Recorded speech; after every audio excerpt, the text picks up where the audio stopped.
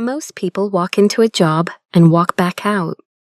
Elara Voss walked into Valerian Manor and found the father of her child hanging on the wall.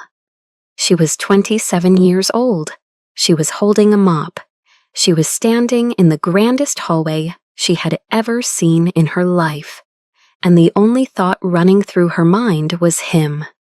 Not the marble floors, not the oil paintings that stretched floor to ceiling like silent judges, not the smell of jasmine and something older, something wrong, something curling through the cold air like smoke. Him, the man she had loved for 3 months, lost in a single morning, the man whose name she had whispered to a baby she raised alone for nearly 5 years. She had told herself on the train ride over, on the long walk through the fog-wrapped garden district, on every step up the stone path to the iron gate. She had told herself she was done thinking about him. She was wrong. New Orleans in October carries a particular kind of quiet, not peaceful, something older than peace. The garden district sits apart from the city's noise, wide oaks dripping Spanish moss, houses set back from the street behind iron fences, their windows lit amber in the early dusk, like eyes that never fully close. Valerian Manor was the largest of all of them, 3 stories of dark brick and carved stone. Gas lamps along the front walk that burned without flickering, even when the wind moved through everything else. The kind of house that made people cross to the opposite sidewalk without quite knowing why. Elara Voss knew why now. She hadn't known it when she accepted the position. She had needed the money. That was the whole truth of it. Plain and unglamorous. Her daughter's preschool fees were due. The heating in their apartment had been unreliable for 2 weeks, and the agency had called on a Thursday afternoon with an offer that paid 3 times the going rate for household staff. Full-time, live-in optional, immediate start. She had said yes before they finished reading the address. The woman who met her at the door introduced herself as Serafina Valerian. Tall, impeccably dressed in charcoal gray, cheekbones that belonged on a portrait, eyes that held the particular stillness of someone who had stopped being surprised by the world a very long time ago. She offered no warmth, but she offered no cruelty either, only efficiency. She walked Elara through the ground floor at a pace that assumed she would keep up. Elara kept up. She always kept up. That was the one thing 5 years of surviving alone had taught her absolutely. Inside her coat pocket, her fingers found the small folded drawing she carried everywhere. Leora had made it the night before. She had pressed it into her mother's hand at bedtime with the gravity only a 4-year-old can summon. A house with 4 windows, 2 stick figures, 1 small, 1 tall. The tall one had gray eyes drawn in silver marker. Because Leora had insisted. "Mama, his eyes are the color of rain. Remember?" Elara had said she remembered. She did not tell her daughter that she thought about those eyes every single day. She tucked the drawing deeper into her pocket as Serafina led her toward the western corridor. The manor smelled of sandalwood and candle wax, and something beneath both, metallic, faint, like copper left in the rain. Just do the work, she told herself. 60 days, save enough, move on. She had been telling herself versions of that sentence for 5 years. The portrait stopped her completely. It hung at the far end of the corridor, massive, gilt-framed, commanding the wall the way a king commands a room. The man in the painting was seated, one hand resting on the arm of a high-backed chair, his expression carrying the particular ease of someone who had never once questioned whether he belonged exactly where he stood. Silver-gray eyes, a sharp jawline, a crooked smile caught mid-turn. As though the painter had captured him in the middle of a laugh he wasn't quite willing to show. Alara's mop handle hit the marble floor with a crack that rang through the entire corridor. Serafina turned. Alara did not look away from the portrait. She could not. Her chest had gone completely hollow. She knew that smile. She had watched it appear over a chipped cafe counter at 2 in the morning, over a bowl of instant noodles, over her sleeping face. She knew because he used to tell her she looked peaceful. She used to pretend she was already asleep, so he would keep talking. She had been a waitress then, 22 years old, working the night shift at a corner cafe on Dauphine Street, telling herself she was just passing through that season of her life. She had not expected that season to follow her into this one. "Ma'am?" Her voice came out steadier than she deserved. "Why is my daughter's father the man in that portrait?" The glass in Serafina's hand shattered. Crimson dripped onto the pale floor. The sound filled the corridor like something counting down. Serafina's face, for the first time since Alara had arrived, held something that was not composure. It held fear. And Alara stood there with her broken mop and her daughter's folded drawing pressed against her heart, and had no idea that everything was about to change. If this story already has you holding your breath, you're exactly where you're supposed to be. Like and subscribe so you don't miss a single moment of what comes next. Serafina did not answer right away. She looked at the broken glass on the floor. She looked at the crimson spreading slowly across the pale marble. Then she looked at Alara, really looked, the way people look when they are recalculating everything they thought they knew about a situation. And she said very quietly, "Clean that up, then come to the study." That was all. No explanation, no denial. Serafina simply walked away, her heels sharp and even on the marble, and Alara was left standing alone in the corridor with the portrait and the dripping crimson and the absolute certainty that she had just stepped into something she did not yet have the language to name. She cleaned it up, because that was what she did. That had always been what she did. "Keep moving," she told herself. Wringing the cloth over the bucket. "You have cleaned worse. You have survived worse. You can survive this." The water in the bucket turned pink. She did not look at the portrait again. The study was at the end of the east wing, behind a door that was heavier than it had any right to be. Serafina was already seated when Alara arrived, hands folded in her lap, expression reassembled into something approaching composure. A small lamp burned on the desk between them. Everything else in the room was dark. "Sit down, Miss Voss." Alara sat. She kept her coat on. It was a small thing, keeping the coat on, but it was the only armor she had, and she had learned a long time ago that you hold on to whatever armor you have. "Tell me about him," Serafina said, not gently, not unkindly, simply directly, the way a surgeon asks about pain, not because they enjoy the answer, because they need to understand the wound. So Alara told her. She told her about the cafe on Dauphine Street, the night shift, 2 years of it.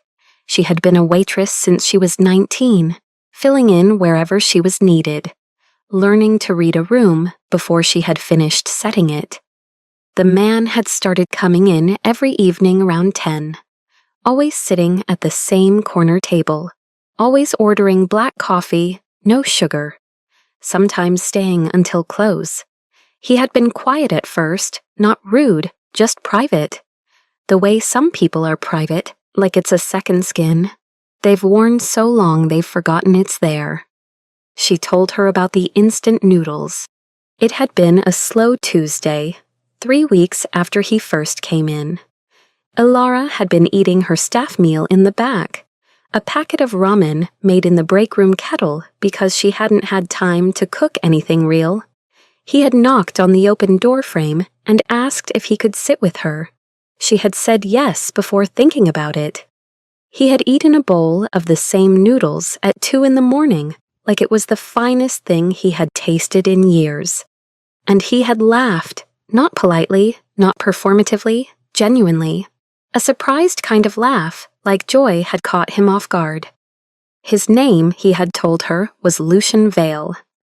3 months, every night, he never missed a single one. 4 head kisses every morning before he left, while the streetlights were still on and the city was still quiet. The way he listened. Not waiting for her to finish, actually listening. The kind of listening that made her feel like the things she said mattered and would be remembered. And then one morning he was not there. No note, no call, no explanation, just the particular, devastating silence of an absence that had not warned you it was coming. 6 weeks later, sitting in a clinic bathroom with a positive test in her hands, Elara had understood that silence was going to shape the rest of her life. She did not cry while she told Serafina any of this. She had cried about it for 5 years. She was done with that particular expenditure. When she finished, Serafina was quiet for a long moment. "You were assigned to his bedroom this week," she said finally. "You will carry out that assignment, and you will not touch anything on the desk." It was not an explanation, but it was, Elara realized, the closest thing to one she was going to get tonight. She went to Lucien's room the next morning, alone. It was at the far end of the upper floor, away from the other rooms, away from the sounds of the house. When she pulled the curtains back, only slightly to let in enough light to work, the room revealed itself slowly. Sandalwood, dried flowers she couldn't name, and beneath it all, that faint metallic undertone she had noticed throughout the manor. Sharper here. The room was not messy. It was private. There is a difference. She dusted methodically, the way she had dusted 100 rooms in 100 temporary situations over the years, not thinking too hard, keeping her hands busy, letting the familiar rhythm of the work quiet the louder parts of her mind. Then her cloth caught the edge of something on the desk, and it fell before she could stop it. A silver locket, small and oval, on a fine chain. It hit the floor and sprang open. Elara crouched to pick it up, and she saw what was inside. A lock of brown hair, fine and slight, curling against the silver like something kept with extraordinary care, and beside it a small dried circle, the color of rust. Blood, old and preserved, but blood. Her hair, her blood. She knew her own hair. She had cut it herself for years because salons were expensive and time was short. She knew that particular shade of brown, that particular texture. Her hands were shaking. She set the locket on the desk very carefully, exactly where it had been, and she made herself breathe. He kept it. 5 years. He had taken something of hers and kept it for 5 years. And she had spent every one of those years believing he had felt nothing. Left without looking back, moved through their 3 months the way some people move through everything, lightly, leaving no mark. She almost left the room then. She should have. Instead, her eyes moved to the leather journal at the corner of the desk. It was open. She told herself she was not going to read it.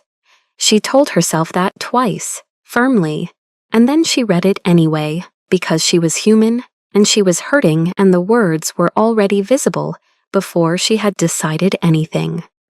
To love a mortal is a light I never deserved. Yet I still dream of a family untouched by darkness. She closed the journal. She picked up her cloth. She finished the room.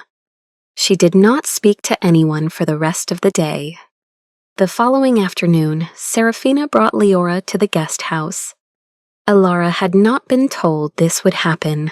She walked in from the garden and found her daughter sitting at the low table in the sitting room, feet swinging because they didn't quite reach the floor, eating what appeared to be small dark cookies with every sign of contentment. "They are synthetic," Serafina said from the doorway, reading Alara's expression. "Completely safe." Leora looked up with her silver-gray eyes and said cheerfully, "Mama, the lady gave me moon cookies. They taste like blackberries." Then she reached for her sketchbook, the battered one she brought everywhere, and began to draw with the focused intensity she always brought to drawing, tongue pressed lightly to her upper lip. Alara watched Serafina watch Leora. The elder woman's composure did not crack. It dissolved, slowly, the way ice dissolves in warm water, not breaking, just becoming something else entirely. Her eyes tracked every movement the child made, and in them was something Alara had not seen there before. Recognition. Leora finished her drawing and held it up. A house, a night sky, and in the sky, a figure with outstretched arms, flying, the way children draw people flying, the way they draw things they have only imagined but feel certain are real. In the corner, in her careful 4-year-old hand, Leora had written something in red crayon. "Daddy, please don't leave me again." The sound Serafina made was not quite human. She pressed one hand over her mouth and turned toward the window, and Alara saw. Before Serafina composed herself, before the mask came back, 2 thin lines of red tracking slowly down her cheeks. Not tears, something older than tears. "Miss Voss," her voice was steady, but barely. "There is something I need to tell you about your daughter, something that cannot wait." She turned back to face Alara, and whatever was in her expression made the air in the room feel suddenly completely different. 300 years ago, there was a prophecy. We believed it was legend. She paused. "Your daughter is not legend." Alara's hand found the doorframe behind her. "What does that mean for Leora?" she asked. Serafina looked at the child, still drawing, still humming, completely unaware. And when she spoke again, her voice was barely above a whisper. "It means the council will come for her, and when they do, none of us will be able to stop them without him." Just when she thought she could trust again, the past returned. If Leora's red crayon message broke something open in your chest, you are not alone. Share this story with someone who needs to believe that love always finds its way back. He came back on a Thursday. Alara heard him before she saw him. Voices in the main hall, low and rapid, Serafina's measured cadence cut through by something deeper, more final. The kind of voice that had spent centuries giving instructions and receiving no argument in return. She was at the top of the staircase with a basket of folded linens when she looked down and saw him. 5 years had not changed him. Same height, same jaw, same precise, unhurried way. Of standing that she had spent 3 months mistaking for calm, and the rest of her life understanding was something else entirely. His hair was silver now, not the brown she remembered. His eyes, even from this distance, were the same gray she had spent 5 years drawing in her mind, at 2 in the morning when she could not sleep. He looked up. She did not move. She could not tell, afterward, how long they stayed like that, him at the bottom of the stairs, her at the top. The basket of linens pressed against her chest, like something she was trying to protect. Serafina stepped between them. "Lucienne," she said, "there is something you need to know." They met in the main sitting room, the 3 of them, and the vast particular silence of a house that had learned over centuries to keep its own counsel. Leora was in the guest house with Darius. Alara had made certain of that before she sat down. Serafina said it plainly. "You have a daughter. Her name is Leora. She is 4 years and 9 months old, and she has your eyes. The blood wine glass in Lucian's hand did not shatter the way Seraphina's had the first day in the corridor. He set it down carefully on the edge of the table with the precision of someone who had suddenly lost confidence in their own hands. Then he went very still. His eyes moved to Alara. She did not look away. She had made that decision too. "Tell me," he said. So she did, standing, because she could not bring herself to sit across from him and be comfortable.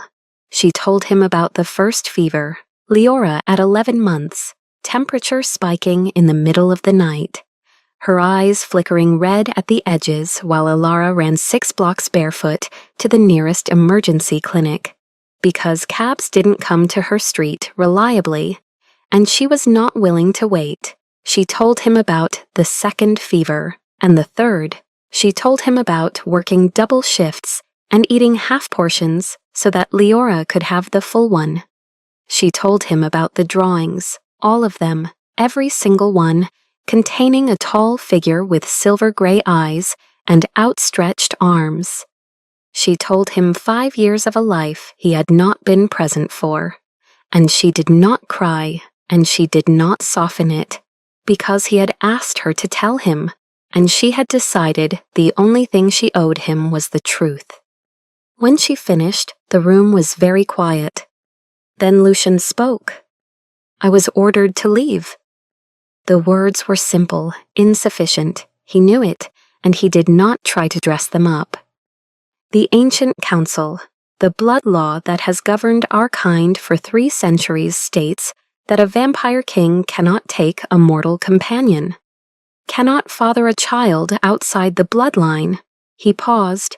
"My father, Victor, came to me the night before I disappeared. He told me that if I did not cut every connection to you, he would have you killed. He had done it before, to others." "You could have told me," Alara said. Her voice was steady. She was proud of that. "You could have said something, anything." "I know." 5 years, Lucian." "I know." "She asked me last month why other children at her school had fathers who picked them up. I told her yours was far away." She stopped. "I said it like distance was the only thing between you." He did not defend himself. He sat with what she said, the way you sit with something you have earned. "I dreamed about her," he said quietly. "I didn't know she existed, and I still dreamed about a daughter running in the sun, without needing any of what I am." He looked at his hands. "I want to see her." Leora called him a stranger. She said it cheerfully, the way 4-year-olds deliver devastating truths, without cruelty, without any awareness that the word had landed. She was sitting on the guest house floor with her sketchbook open, and she looked up at him and said, "You're the stranger Mama said not to talk to." Alara started to speak. Lucian raised one hand, gently, and she stopped. He sat down on the floor. Right there, on the guest house floor, in the same dark suit he had worn to travel from London. He folded his very long legs and sat across from her daughter and said nothing, just waited. Leora studied him for a long moment with those silver-gray eyes that were his and not his, that belonged to no one, that were something entirely new. Then she picked up a crayon and held it out. "You can draw with me," she said, "but you have to do the sky. I'm not good at sky." He took the crayon. His hand was shaking. Alara saw it from across the room and had to look away. She looked at the window instead, the garden beyond it, the late afternoon light moving through the oak leaves, and she thought about 5 years of mornings she had done alone. 5 years of being both things at once, always, with no one to hand the crayon to when she was tired. When she looked back, Leora was holding up the drawing. The sky Lucian had drawn was full of stars.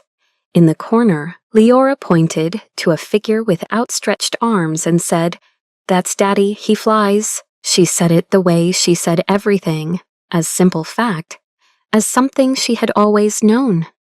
Lucian gathered the child into his arms and held her, his face pressed against the top of her head, and Leora patted his back with her small hand the way she patted Alara's back on difficult days.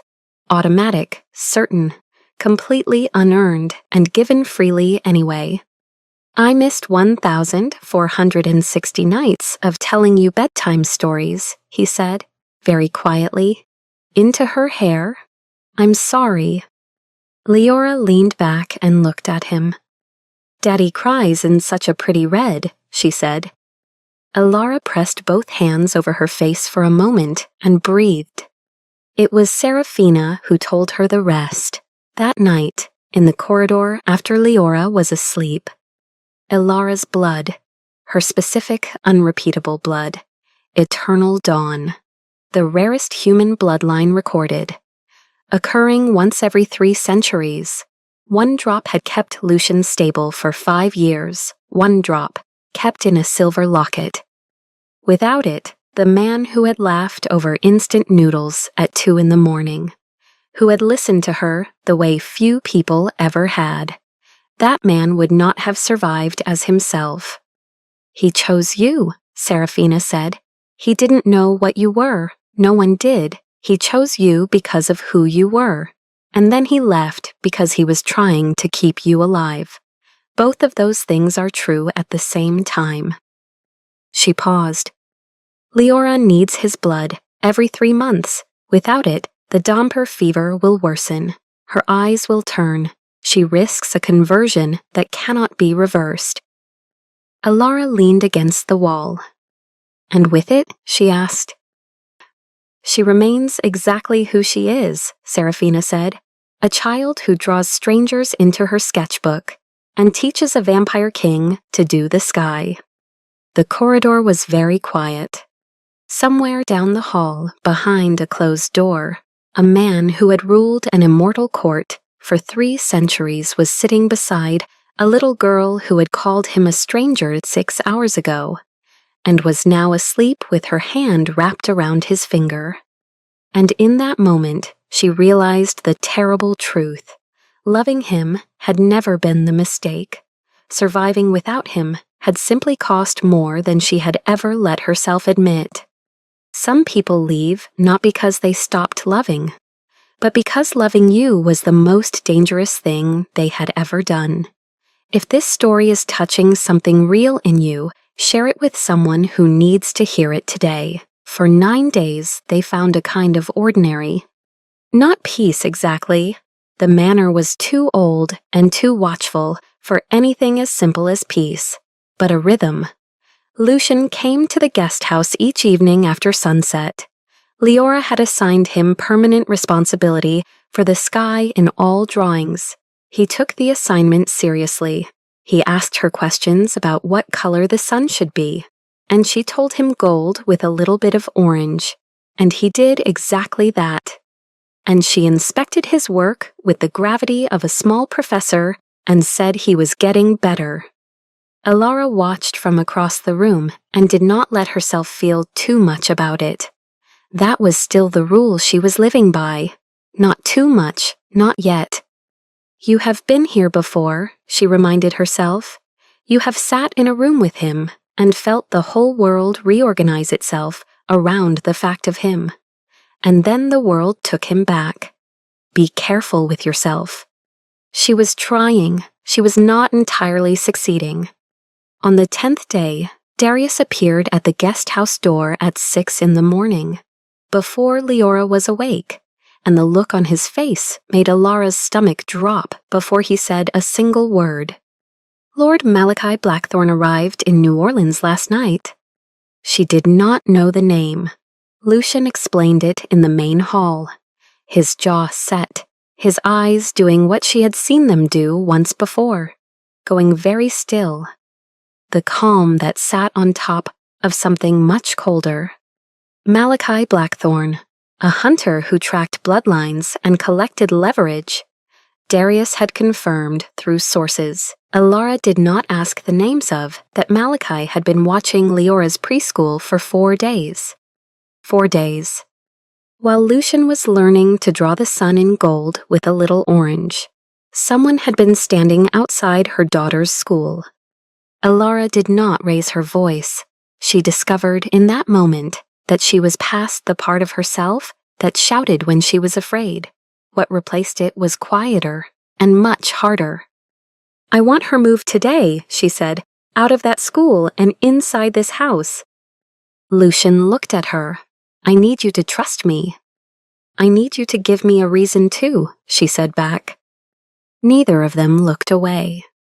It was Serafina who broke the silence, entering from the east corridor with her coat already on. "He has sent a message." She set a black envelope on the hall table between them. Inside, one sentence: "The eternal dawn child.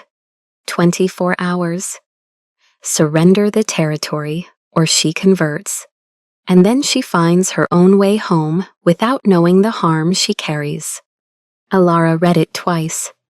Then she folded it carefully along its original crease, walked to the window, stood there with her hands pressed flat against the sill, looking out at the garden where Leora had run barefoot through the wet grass the evening before, chasing a moth, laughing at nothing in particular. 24 hours. Behind her, she could hear Lucienne and Serafina speaking. Low, rapid, territory, council, bloodline leverage, ancient law, words that belonged to a world she had never agreed to enter, pulled into it by accident, by love, by a man who ordered black coffee with no sugar and ate instant noodles at 2 in the morning like they were something worth savoring. She had not agreed to any of this, and her daughter had not agreed to be born into it, but she was. That was the fact underneath all the other facts. Leora existed. Leora was real, nearly 5 years old, made the sky gold with a little orange, wrote "Daddy, please don't leave me again" in red crayon. Did not yet know what she was, only that she was loved, and that was the one thing Alara had made absolutely certain of.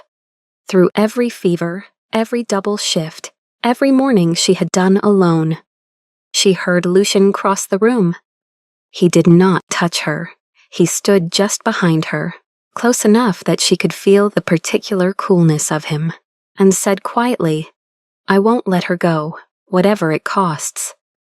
"Don't make promises about cost," Alara said. "You don't know yet what you're willing to pay."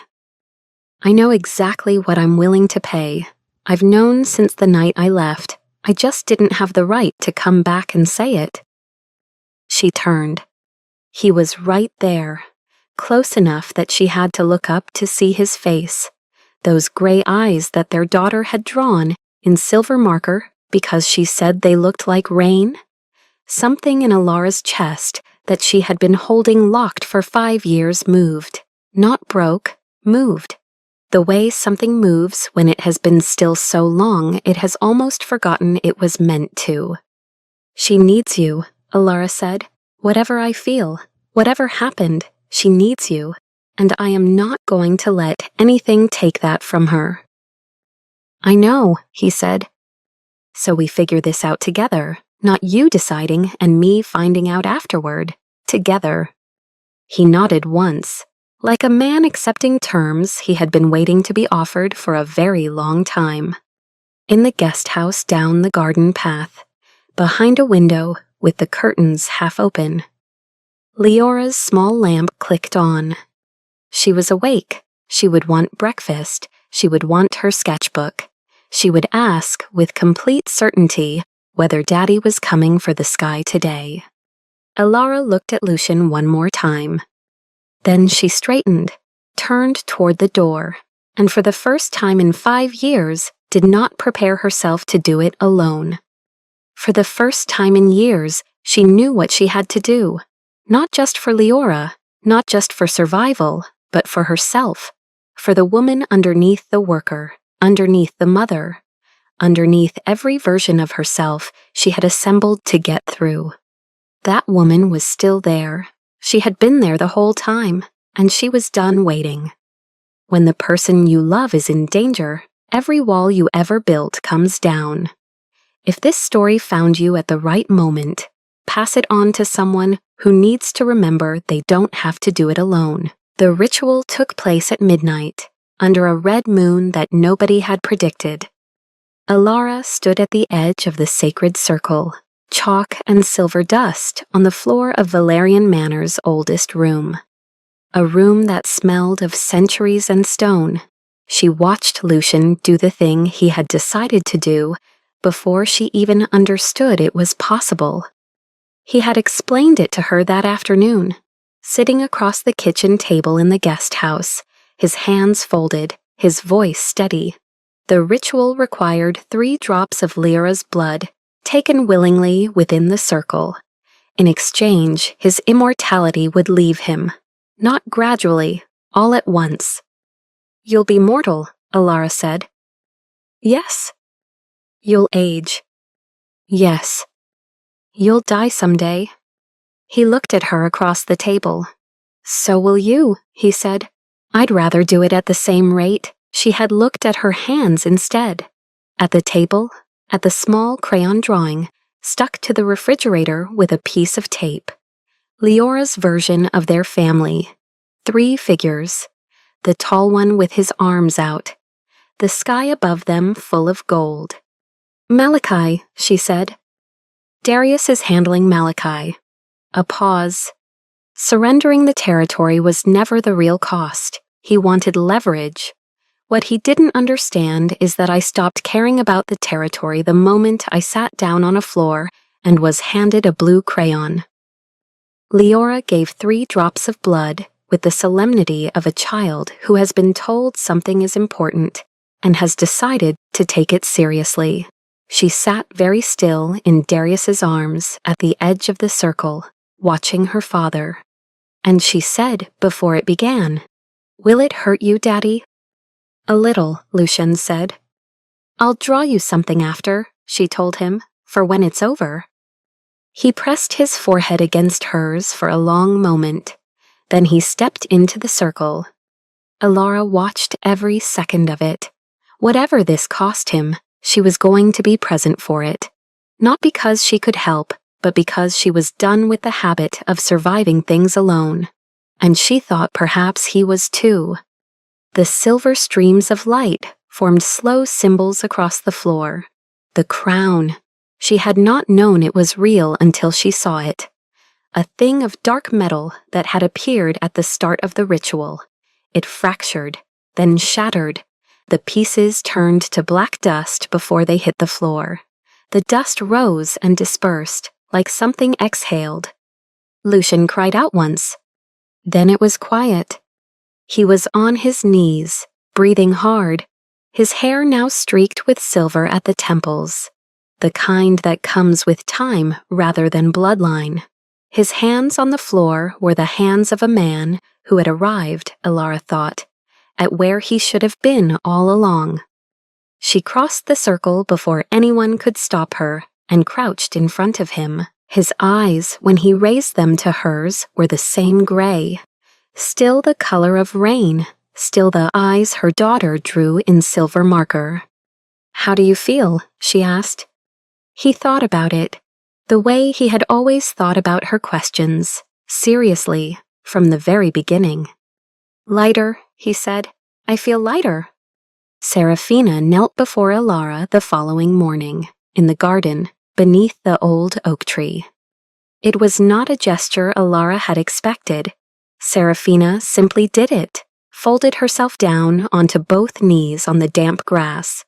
This woman who had presided over the Veil Court for centuries, and looked up and said, "I spent 300 years choosing power over everything else. I told myself love was a liability." She paused. "Your daughter looked at a stranger and handed him a crayon. That is not a liability. That is the only thing worth protecting." Alara reached down and took her hand. Not because she had forgiven everything yet, because forgiveness is not always immediate, and she had learned to be honest about the distance between where she was and where she was going.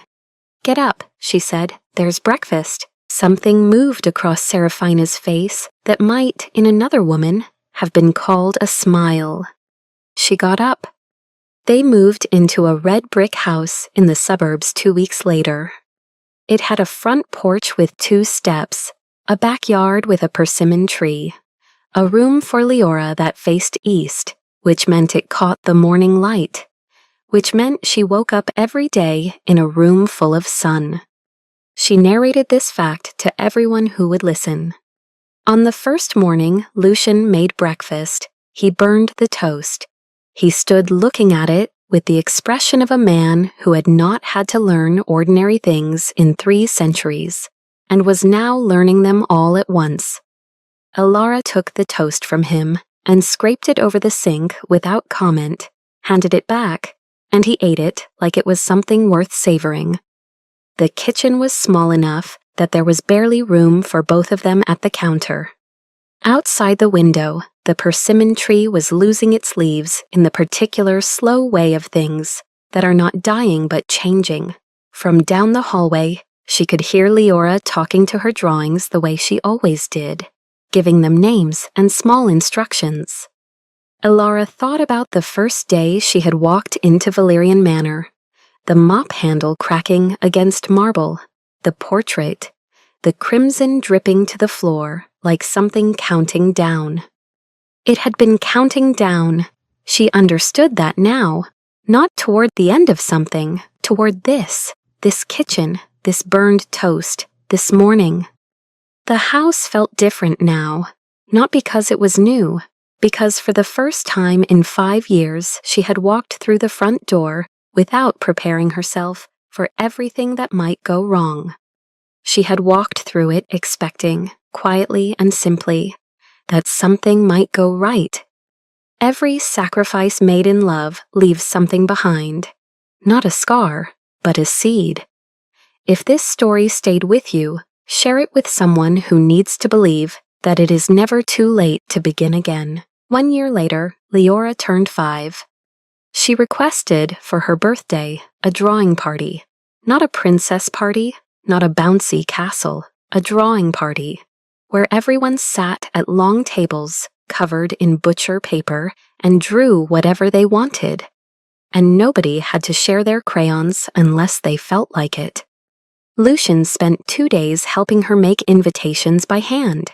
He cut the paper with the focused imprecision of a man who was still learning how scissors worked as a daily object.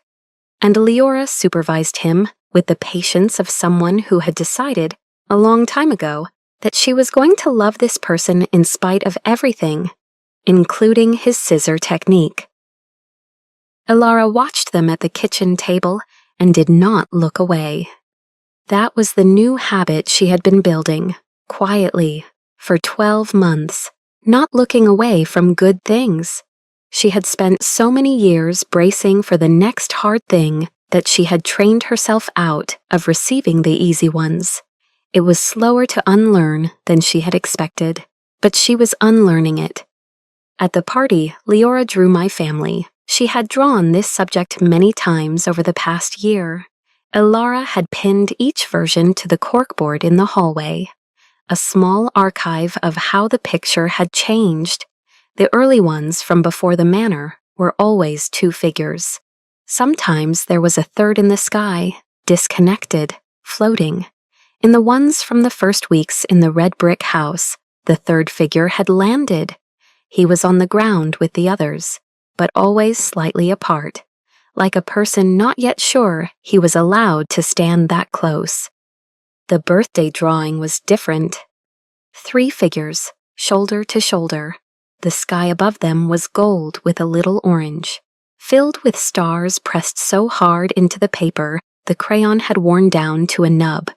In the corner, instead of a message, Leora had drawn a sun, round and unambiguous, completely taking up its corner of the page, the way suns do when a child draws them, without apology, without wondering if there is enough room.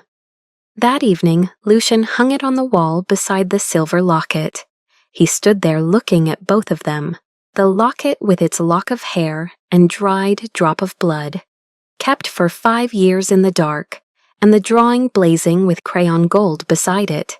Then he came to find Alara in the kitchen and said nothing, only stood beside her at the counter, close enough that their shoulders touched. She let them touch. That was new too, letting things be simple when they were simple. Serafina came for the birthday. She sat beneath the persimmon tree in the backyard. The tree had kept its leaves longer this year, copper and amber against the October sky. She watched the children draw with the quiet attention of someone paying close notice to something they had spent a very long time not allowing themselves to see. Before she left, she found Alara on the porch steps. "I want to tell you something," she said. "Not as an apology. I have already made that apology, and I am not going to keep making you receive it. I simply want to say, I have watched love fail for 3 centuries. I watched people choose power instead, and I watched them become very efficient and very empty."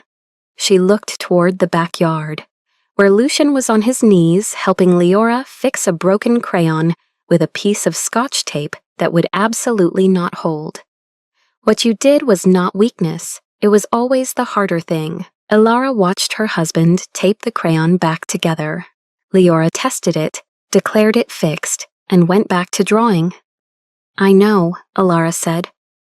And she finally understood, not in the way of sudden revelation, but in the quiet way of something that has been true for a long time finally being allowed to settle.